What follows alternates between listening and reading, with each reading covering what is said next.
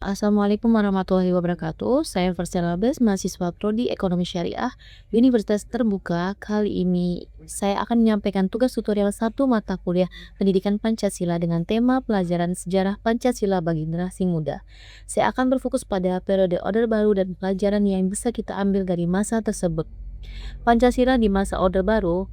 Masa Orde Baru lahir dengan slogan melaksanakan Pancasila dari UUD 1945 secara murni dan konsekuen. Peristiwa penting yang akan saya angkat diterapkannya pedoman penghayatan dan pengamangan Pancasila atau P4 atau Eka Prasetya Pancakarsa serta kebijaksanaan asas tunggal Pancasila. Penataran P4 adalah program indoktrinasi yang wajib diikuti oleh semua lapisan masyarakat, mulai dari siswa sekolah hingga pegawai negeri.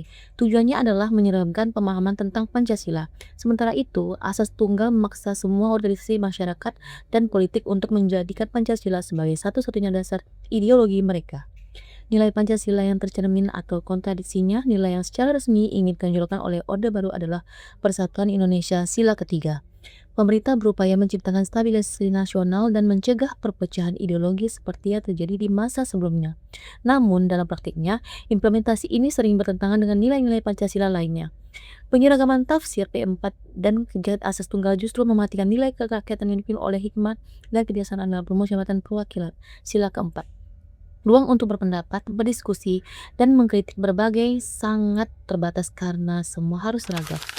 Refleksi pribadi dan relevansi bagi generasi muda, pelajaran utama yang saya ambil dari Orde Baru adalah Pancasila tidak boleh direduksi menjadi sekadar doktrin yang kaku atau alat kekuasaan.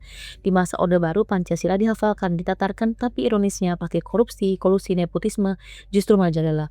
Ini adalah bukti bahwa Pancasila gagal mendarat sebagai nilai hidup, tapi hanya berhenti sebagai slogan untuk stabilitas.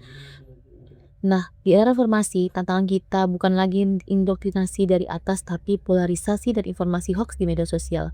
Kita bebas berpendapat sesuai sila keempat, tapi kita sering mengunci diri dalam gelembung kita sendiri dan menolak berdialog. Refleksi saya, kita harus belajar dari kegagalan Orde Baru. Kita tidak boleh menjadikan Pancasila sebagai alat pukul untuk menyalahkan kelompok yang berbeda. Justru kita harus menghidupkan nilai musyawarah sila keempat dan keadilan sosial sila kelima. Kita harus kritis terhadap ketidakadilan, tapi tetap mau berdialog dengan mereka yang berbeda pandangan.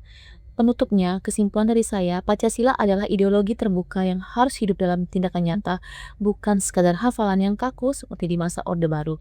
Tugas kita ini adalah mempraktikkan nilai-nilainya secara jujur dalam kehidupan sehari-hari. Demikian presentasi dari saya. Assalamualaikum warahmatullahi wabarakatuh.